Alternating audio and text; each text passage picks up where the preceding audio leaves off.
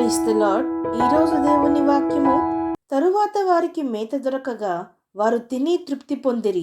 తృప్తి పొంది గర్వించి నన్ను మరచిరి.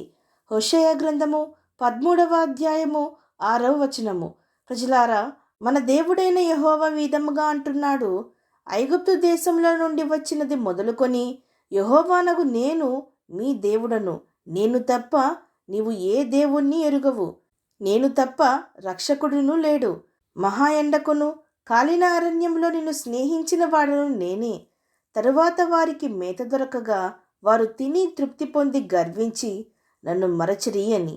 ప్రజలారా, మన దేవుడు తప్ప మనల్ని రక్షించేవారు ఎవరూనూ లేరు. ఈ లోకపు వారి వలె మనము అన్ని విధములుగా బాగున్నప్పుడు, వర్ధిల్లుతున్నప్పుడు, మనతో ఉండి మనతో స్నేహము చేసి, మనము కోల్పోయిన స్థితిలో ఉన్నప్పుడు, లేక పడిపోయిన స్థితిలో ఉన్నప్పుడు, లేక క్లిష్ట పరిస్థితుల్లో ఉన్నప్పుడు మనల్ని విడిచిపోయే దేవుడు కాదు మన దేవుడు. మన నిజమైన స్నేహితుడు మన తండ్రి, మన ప్రభువే. ఆయన మనల్ని విడిచిపెట్టని దేవుడు, మనల్ని ఎడబాయని దేవుడు. మనము వర్ధిల్లుచున్నప్పుడు, బాగుగా ఉన్నప్పుడు ఆయన మనతో ఉండును. మనము కష్టముల్లో ఉన్నప్పుడు ఆయన మనతో ఉండును. మనము పడిపోయినప్పుడు, భీకర స్థితుల్లో ఉన్నప్పుడు, దీనస్థితిలో పడిపోయినప్పుడు మనల్ని చూచి, మనల్ని విడిచిపెట్టని, మనల్ని అసహ్యించుకొనని, మనల్ని లేవనెత్తి సహాయము చేసి మనల్ని స్నేహించే ప్రభువు మన యేసుక్రీస్తు ప్రభువు. ప్రజలారా, దేవుడు ఇశ్రాయేలీయులు ఆ అరణ్యంలో వెళ్ళుచున్నప్పుడు వారిని విడిచిపెట్టలేదు. అది కష్టమైన ప్రయాణమే, భయంకరమైన ఎండ ప్రాంతమే.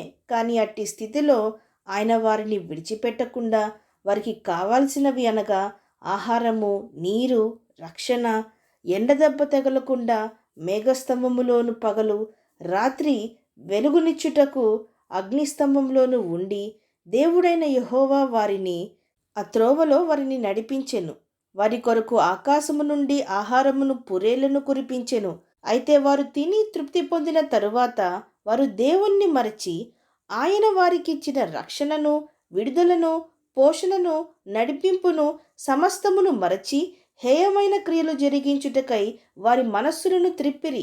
ప్రజలారా, మనలో అనేక మందిమి మొదట దీనస్థితిలో ఉన్నప్పుడు, క్లిష్టమైన పరిస్థితుల్లో, పోరాటాల స్థితుల్లో, నిస్సహాయ స్థితిలో ఉన్నప్పుడు, పాపపు ఊబిలో మునిగిపోవచ్చున్నప్పుడు, దొర్లుచున్నప్పుడు మన యొక్క స్థితిని చూచిన, ఎరిగిన దేవుడు మనల్ని రక్షిస్తే, విడిపిస్తే, దీనస్థితి నుండి హెచ్చించి ఉన్నతమైన స్థితిని ఇస్తే, సమృద్ధిని అనుగ్రహిస్తే, మన మనస్సులో మదించి గర్వించి దేవుని యొక్క గొప్పతనమును ఎరుగక దేవుడు చేసిన మేలులు మరచి తిరుగుచున్నాము. ఈ దేవుని బిడ్డలమైన మనకు సరికాదు. ఎవరూ కనీసము చూడని, మాట్లాడని, సహాయము చేయని, రక్షింపని భయంకరమైన పరిస్థితుల్లో దేవుడు మనకి తోడయుండి విడిపించి మనల్ని ఆదుకుంటే మనము దేవుణ్ణి మరచి తిరుగుచున్నాము. యెహోవాను విడిచి వేరొకరిని అనుసరించు వారికి శ్రమలు విస్తరించును అని దేవుని వాక్యము సెలవిచ్చుచున్నది. కనుక మనము రక్షకుని కంచె నుండి దాటి వెళితే శ్రమలే ఎదురవును. కాబట్టి మనము తప్పిపోయిన గొర్రెల వలె తిరిగి అనవసరమైన శ్రమలను కొని తెచ్చుకొనక, దేవునికి అవిధేయులము కాక, దేవుని మందలోనే ఉంటూ ఆయన చేత నడిపింపబడుతూ కృతజ్ఞత గలవారమై ఉందాం. అవును అన్నవారు నాతో పాటు ప్రార్థనలో ఏకీభవించండి. ప్రార్థన. పరిశుద్ధుడా, ప్రేమగల తండ్రి, ఈరోజు మీరిచ్చిన ఈ వాక్యమును బట్టి మీకు స్తోత్రములు దేవా.